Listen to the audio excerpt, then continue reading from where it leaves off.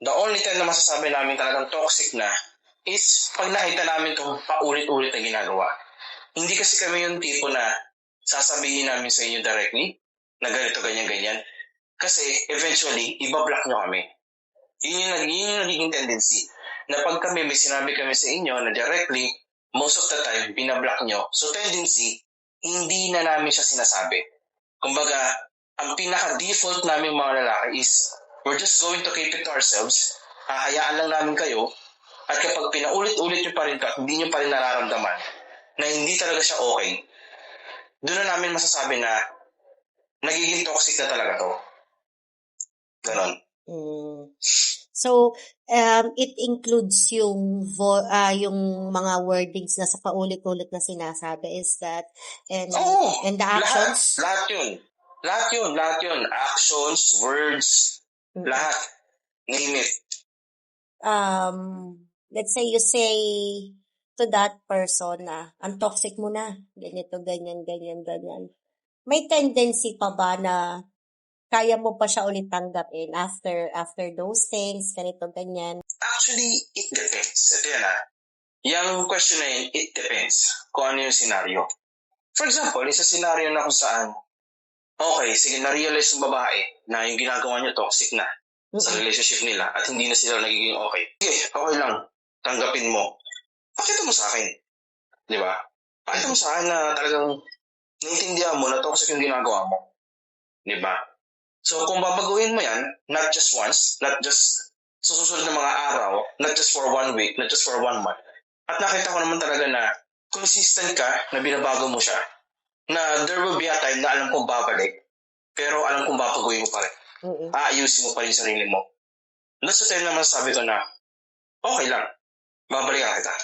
Kahit toxic yung ginagawa mo, babalikan kita as long as nakikita ko talagang may pagbabago, na meron kang improvement, na talagang inaayos mo yun, yung part na yun. Trigger points ba lang pag halimbawa, yung babae, palaging sasabihin sa lalaki na, siguro may iba ka na kaya ganito, ganyan ka. Trigger points ba yun sa lalaki lang? Trigger point yan.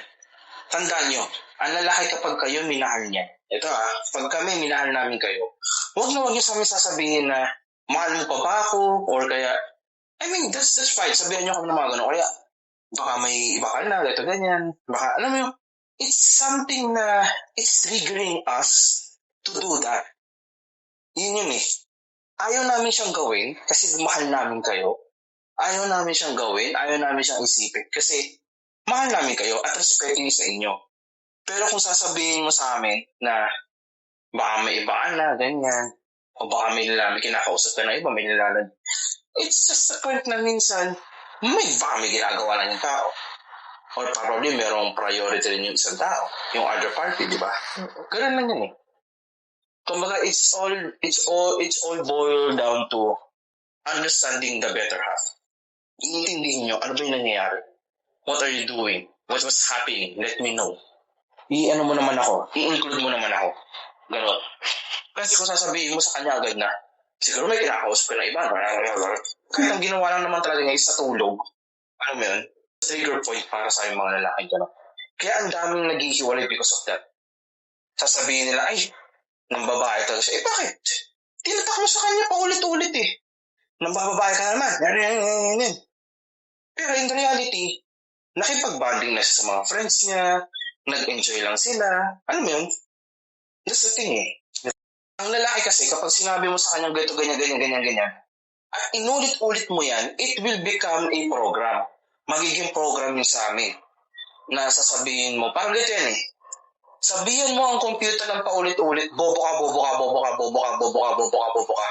Try mo magtanong dyan, mabobobo yan. Oo, totoo yun. Oo, itry nyo, mag-open kayo ng chat, sabihin mo sa chat, bobo, i-chat GPT sabihin mo sa kanya, bobo siya.